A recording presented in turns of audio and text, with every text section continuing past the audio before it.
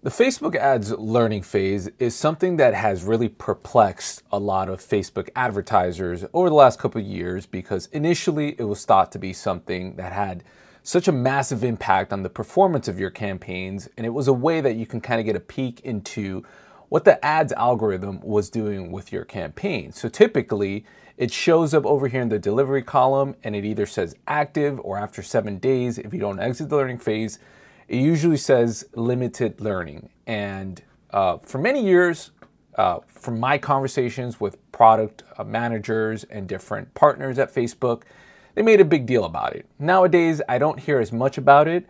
I think it does still matter, and at the same time, it doesn't. Now, the learning phase essentially is the first 50 conversions that you get for whatever campaign type you're running. So if you're running a campaign for conversions and you're selling something online, getting 50 sales most of the time exits you out of the learning phase. But if you're running a campaign for video views, getting 50 video views in that situation with that campaign objective, that's considered exiting the learning phase.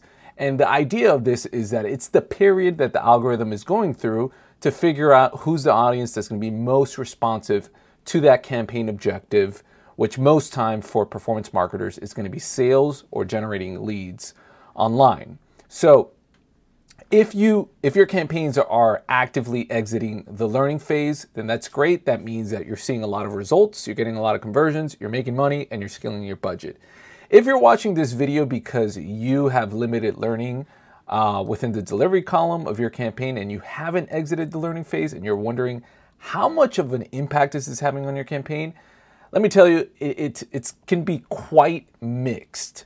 The fact is that most times for advertisers that I've worked with over the last 10 years, when their learning phase is limited, it actually has a lot more to do with their Facebook campaign strategy, with their targeting, with their creative, with the messaging within their ads. Optimizing there actually tends to have better outcomes in terms of being able to create campaigns that actually generate results.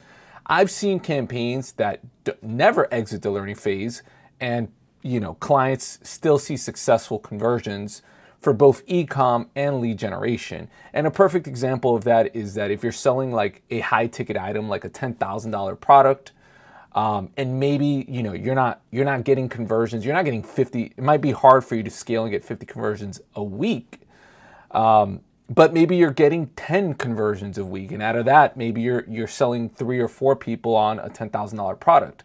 So in that situation, your Facebook ads campaign might not have exited the learning phase, but your business is, benefiting from Facebook ads. So it's contextual to what you're doing.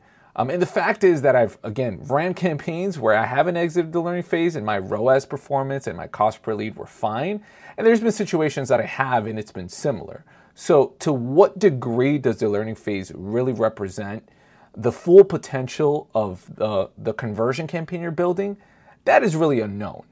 The fact of the matter is that nowadays it's more thought of as a best practice. So if you're not exiting the learning phase, reasons could be maybe you don't have a realistic budget. Maybe you're trying to sell something that the average cost per lead might be, or cost per action might be $25, and you're running a $15 a day budget. That might be an unrealistic expectation to exit the learning phase. Another situation could be if you keep making changes every 24 hours or every 48 hours to your campaign, if you keep changing the targeting because you're being reactive to the performance and you're not letting it ramp up. In the first couple of days, it's good to just set it and kind of forget it. Like step away for it for at least 3 to 5 days and let your ad set in your campaign build some traction.